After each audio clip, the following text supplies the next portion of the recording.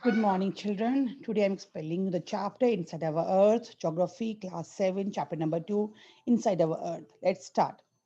Just like in an onion, the Earth made up of several concrete layers, one after the another.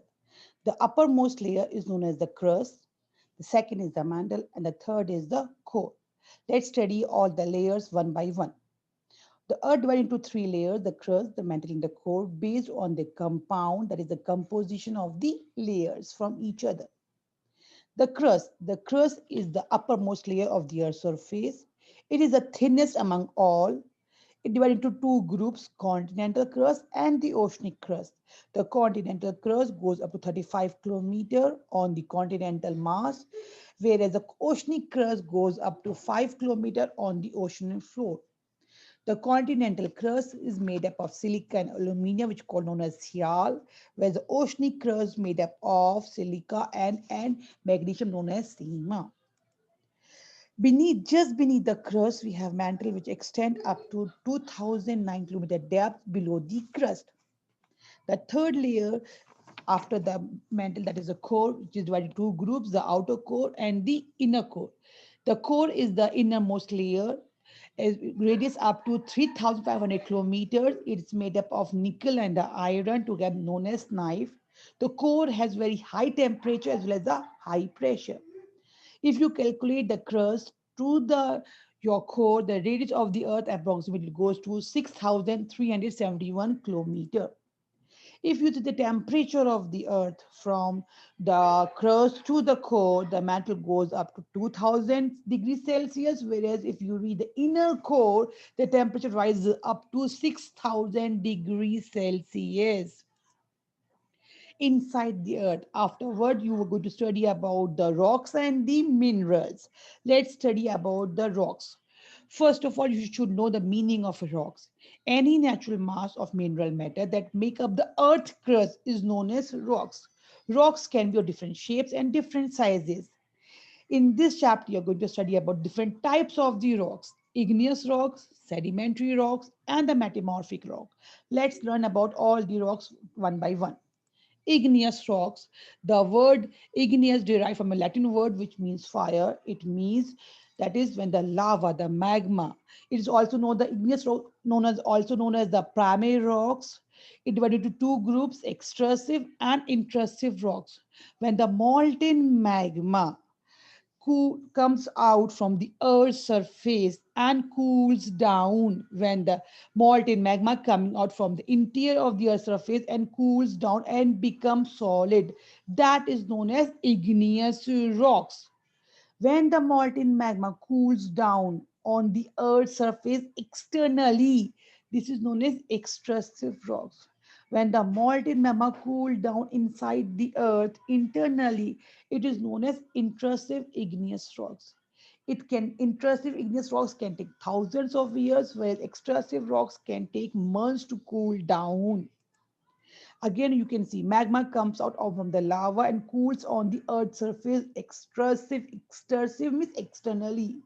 And when they cool beneath the surface internally, known as intrusive igneous rocks.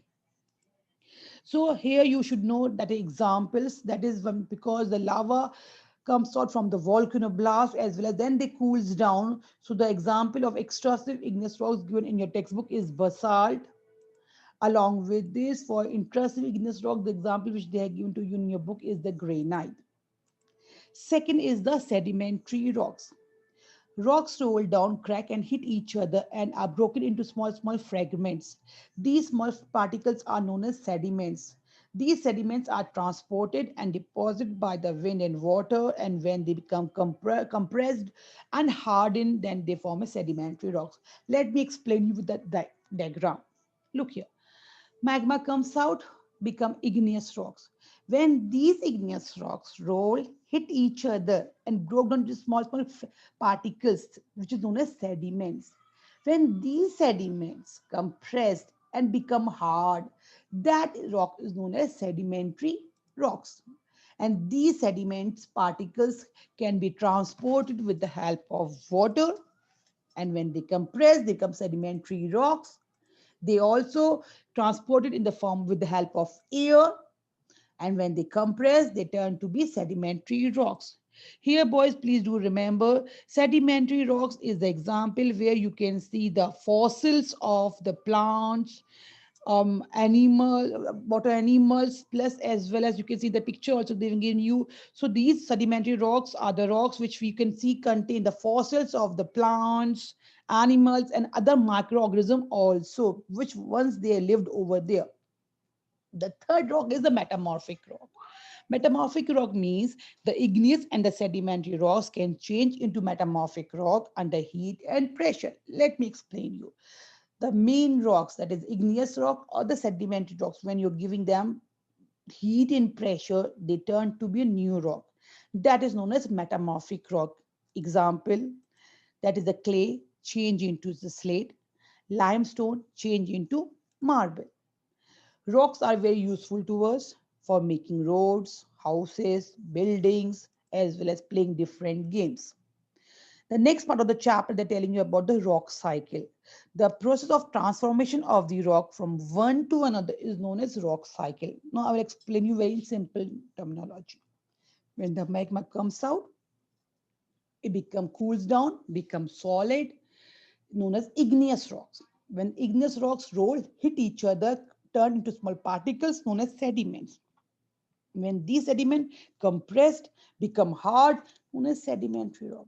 When the sedimentary rocks and the igneous rock get heat and pressure, they turn to be the metamorphic rock. Again, the metamorphic rock get melt and again the magma comes out.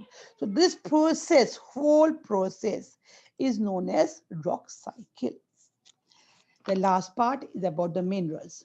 So first of all, in the exam, they can ask you define mineral or they can ask you the uses of the minerals.